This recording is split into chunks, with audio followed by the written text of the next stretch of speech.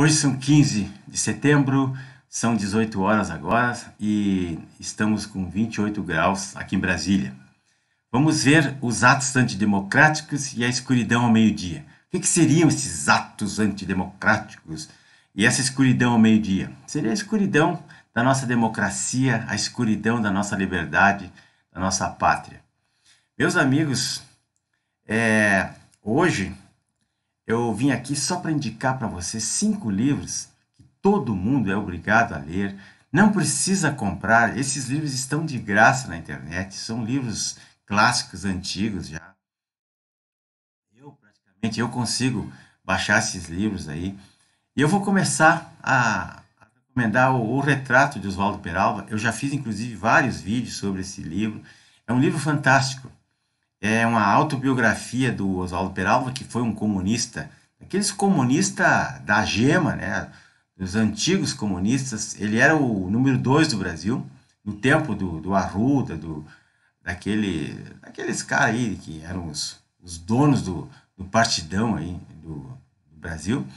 E ele se desencantou, ele é um dissidente, ele fez curso na União Soviética na década de 50 para ser líder de coletivos aí, ser ditadores, como eles aprendem lá toda a manipulação da ideologia do Partido Comunista.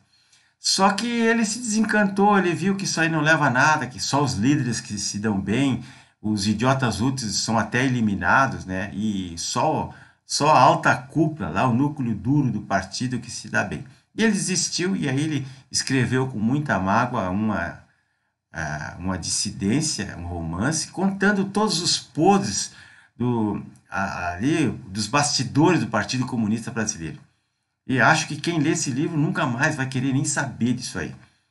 E o outro livro é uma distopia de George Orwell, 1984, que ele descreve ali, um romance também, apesar de ser uma ficção, mas é uma ficção muito parecida com a realidade.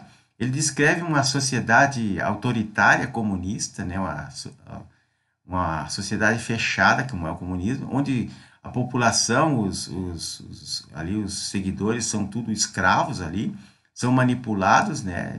Eles vivem para o partido é que manda neles, eles são espionados 24 horas por dia e vivem numa sociedade fechada como era a antiga União Soviética, cortina de ferro e tudo.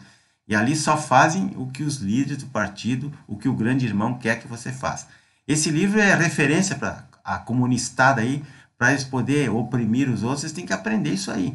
Então tem muito comunistinha aí, cueca de seda, que lê esse livro para depois poder pressionar os outros.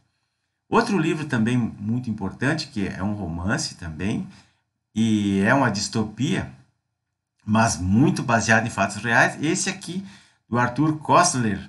Ele é um húngaro que escreveu esse livro, O Zero e o Infinito, foi escrito lá na década de 40, e esse Arthur Koestler, ele era um intelectual, um jornalista, comunista, um cara que viveu na União Soviética, ele vivia no tempo que a União Soviética tinha todos aqueles países satélites ali, que era um bloco só, e ele se desencantou com Stalin em 1934 a 39, quando ele fez o grande expurgo lá na União Soviética, que ele matou milhões de pessoas.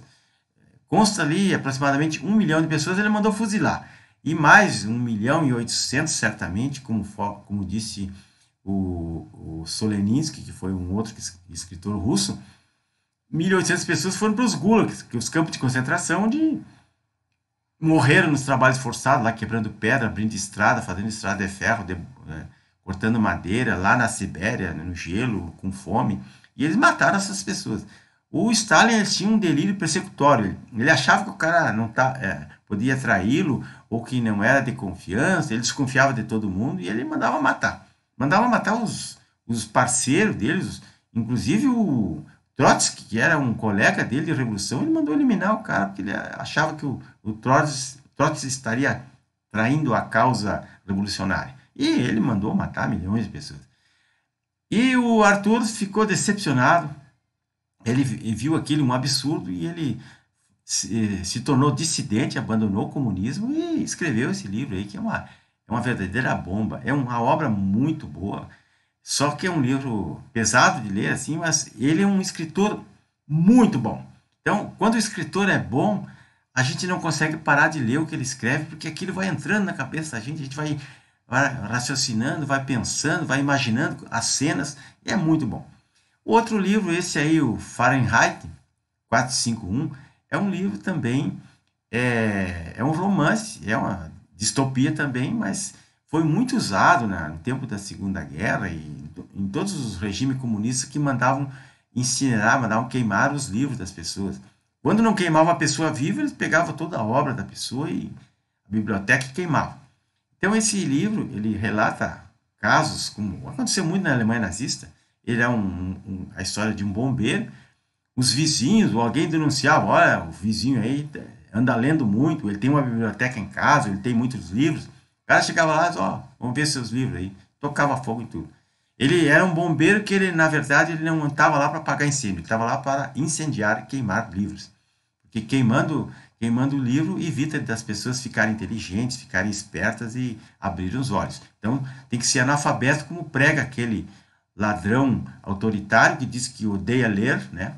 Mas ele fala errado, odeia ler e todo mundo beija os pés dele, né? É para ver como são as coisas. Então, quanto mais analfabeto e ignorante, parece que é melhor.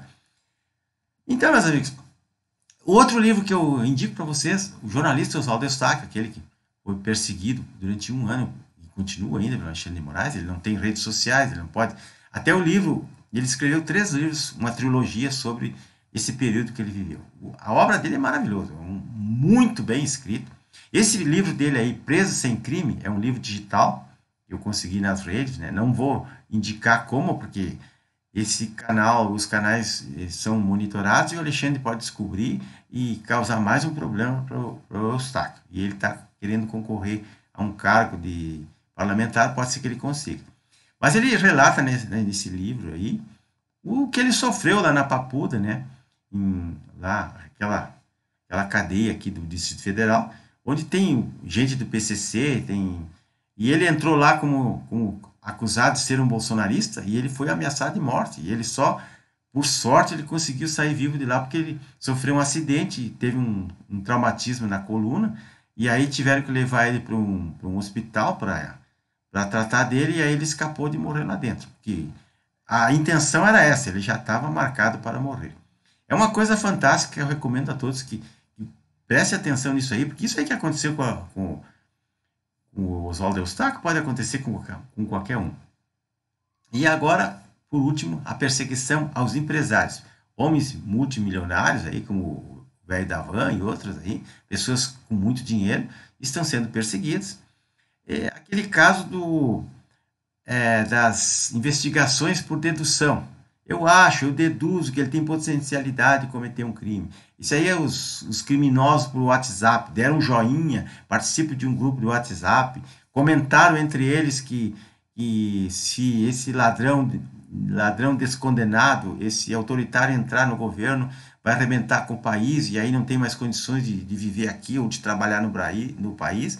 Eles comentaram entre eles em grupo do WhatsApp, um deu um joinha, o outro falou, e aí eles foram todos investigados. Então, como é que é feito isso? O Alexandre de Moraes criou um sistema chamado Fishing Spitting, pesca experimental, uma coisa assim.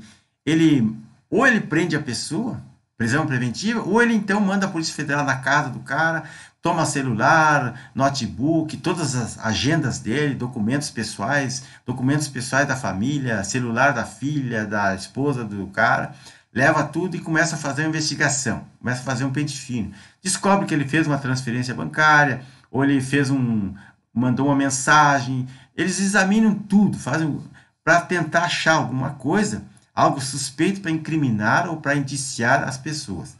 Dizer que ele está fazendo ato antidemocrático, ou ele mandou uma fake news, ou ele fez um comentário desairoso contra uma autoridade da República, um ato antidemocrático. Ou então, agora, quem tem grupo do WhatsApp é uma quadrilha virtual, como é que eles chamam? Milícia digital, esse tipo de coisa que está acontecendo no Brasil, meus amigos. E isso aí, essas malandragens que eles fazem aí, forçar as pessoas em depoimentos e depoimentos, como faziam lá naquele caso ali que nós vimos nesse caso aqui do zero e o infinito, é assim, ó, o Stalin mandava fazer vários interrogatórios da pessoa, constrangendo e deixar o cara lá vários meses incomunicável numa cela, a pessoa vai entrando em desespero, vai entrando em estresse e acaba concordando com os depoimentos e assinando qualquer coisa. Eles querem que a pessoa se auto-incrimine ou concorde com o que eles estão sugerindo. É que nem aquelas investigação do William Bonner, ele não faz um interrogatório, ele faz acusação para as pessoas. Você fez fake news, você fez isso, você fez aquilo. Aí o cara se irrita e diz bobagem.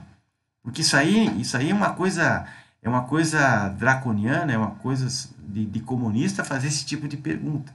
E não é pergunta, são acusações, como fizeram com o presidente Bolsonaro. Eles não perguntaram para o presidente como é que o senhor pretende governar, quais são as suas pautas, as suas propostas. Não, tu fez isso, tu fez aquele outro. É esse tipo de coisa que os comunistas fazem. Então, meus amigos, essa situação está ficando muito difícil. Os empresários, eles, como têm muito dinheiro e vivem passando pano para comunista, agora eles estão sofrendo. Esses aí estão sofrendo e os outros acham bom botar a barba de molho, porque comunista não poupa ninguém, não é amigo de ninguém. O dia que eles tomarem o poder, eles vão confiscar os bens desses ricos, tudo aí, e aí eu quero ver como é que vai ficar. É porque comunista só se instala quando tem dinheiro. O comunista gosta de dinheiro. E aqui, por último, meus amigos, outra sugestão de leitura, vou só comentar com vocês, que tem um livro que se chama Sussurros à Vida Privada na Rússia de Stalin. E eu, parodiando, coloquei aqui, WhatsApp, a vida privada no Brasil do Xandão. Então, quem tem o WhatsApp, ele é considerado uma pessoa suspeita, segundo eles. Então, ele tem que ser investigado e processado, ou inclusive incluído em inquéritos, como eles fazem assim. Então, essa é a situação daqueles que sabem o que está acontecendo, ou que não sabem o que está acontecendo, ou se fazem que não sabem. E nós estamos dentro de um processo revolucionário autoritário, com uma ideologia, com um Estado aparelhado que persegue as pessoas. Esse livro aqui, na página 26, eu tirei um pedacinho aqui de um relato, aqui, diz assim, ó, outra mulher, cujo pai foi preso em 1936, recorda, crescemos aprendendo a ficar de boca fechada.